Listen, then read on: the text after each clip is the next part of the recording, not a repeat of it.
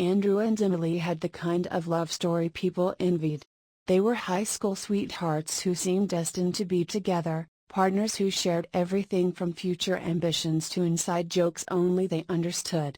Andrew was the dependable, steadfast rock of the relationship, always prioritizing loyalty and integrity. Emily, on the other hand, was ambitious, warm, and driven by a desire to achieve big things in life. Together, they weathered life's storms, from the grueling years of college to the uncertainty of their first jobs. Their home was a haven of shared laughter and mutual support. It was a relationship that inspired admiration from those who knew them.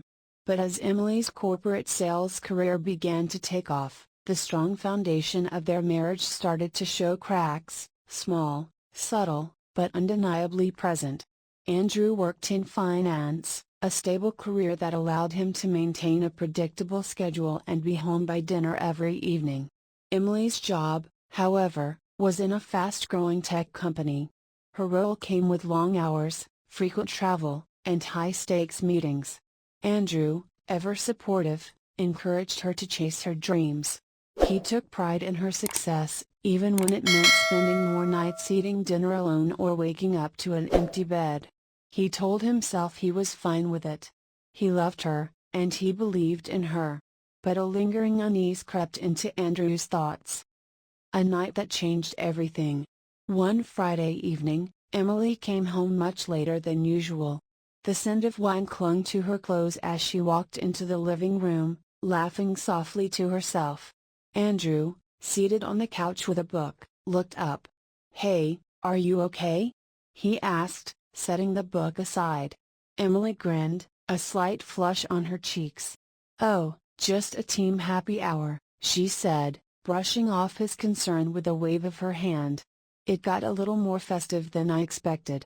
She kissed him on the cheek, but Andrew felt a faint pang of unease. Emily had always been open and chatty, but recently, she'd become more reserved. Her answers were shorter, her explanations vaguer. Over the following weeks, her work commitments seemed to multiply. Dinners, late-night meetings, and weekend retreats became regular occurrences. Andrew convinced himself he was being paranoid. She was excelling in her career, and he wanted to be proud of her, not suspicious. But the quiet voice of doubt refused to be silenced. New Year's Eve.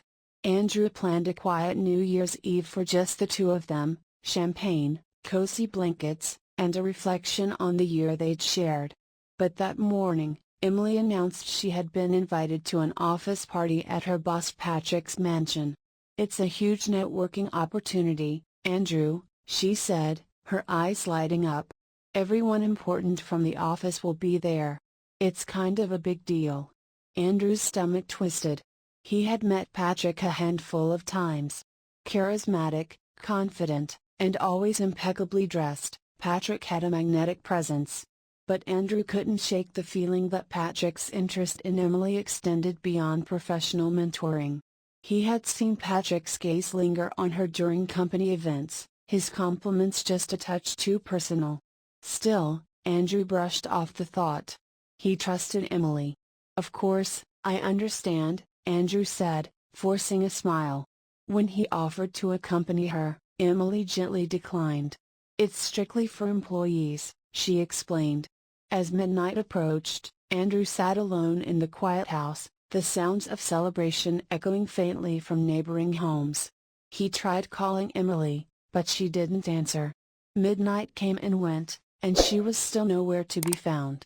At 2 a.m., his phone buzzed with a text, "Just leaving now.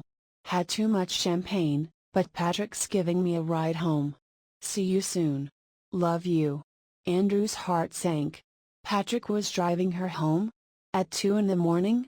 Something about the message felt off, and his unease deepened. When Emily finally arrived, she was tipsy, giggling as she fumbled with her keys. She mumbled a vague apology before collapsing onto the couch. Andrew watched her, a hollow ache settling in his chest. The truth unveiled. Over the next few weeks, Emily grew more distant. She was often glued to her phone, her attention elsewhere during their conversations. One evening, While she was in the shower, her phone buzzed on the nightstand. Andrew glanced at the screen and saw Patrick's name. A pit formed in his stomach as he picked up the phone. He hesitated. Guilt gnawed at him, but curiosity, and the need for answers, overpowered it. Unlocking the phone, he scrolled through the messages. What he found shattered him. Patrick had been sending Emily flirtatious, suggestive texts for weeks. Emily's replies were just as damning, playful, intimate, and encouraging. One message stood out: "Last night was amazing. Let's do it again soon." Andrew's hands trembled as he put the phone down. The woman he had trusted completely, the woman he had built a life with, had betrayed him. A plan for justice. Andrew didn't confront Emily immediately. He wanted her to feel the weight of her actions, the same pain she had inflicted on him. Over the next few days, he began to methodically prepare for his departure. He opened a separate bank account and transferred funds from their shared savings. He packed his belongings, taking only what he needed, and placed the rest in storage. He removed photos from the walls and cleared out drawers, ensuring the house would feel as empty as he did. On the kitchen counter, he left an envelope.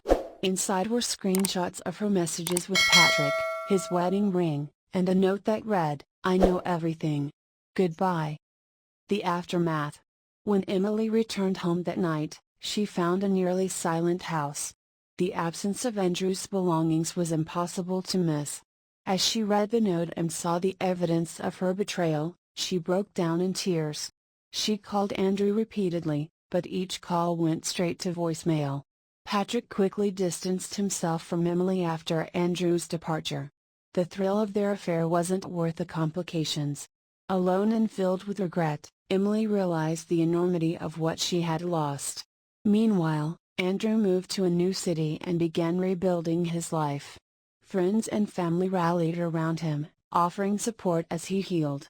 Months later, Emily sent him a heartfelt letter, apologizing and asking for another chance. Andrew read it, his heart steady and his resolve firm. In his response, he wrote, "I loved you once, but I love myself enough to leave you behind. Sometimes, walking away is the only justice."